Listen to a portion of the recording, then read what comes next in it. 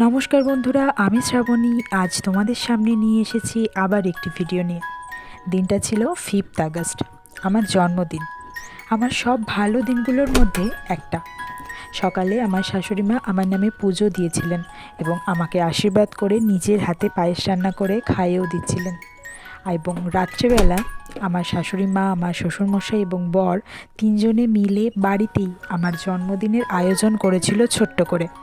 এনারা ছাড়াও আমার ননদ, নন্দাই আর ভাগনাও এসেছিল আমার জন্মদিন উপলক্ষে একটা সারপ্রাইজ দেওয়ার জন্য। আমার দিনটাকে আরও সুন্দর করে তোলার জন্য তারা এই সারপ্রাইজ ভিজিটটা করেছিল। আর হ্যাঁ, আমাদের দিদাও সেদিন উপস্থিত ছিলেন। সবাই মিলে খুব আনন্দ করে এই দিনটা কেটেছে এবং খুব স্পেশাল ফিল হচ্ছিল সেদিন। আর সবথেকে বেশি যে মানুষটা এক্সাইটেড ছিল সে হলো আমার বর।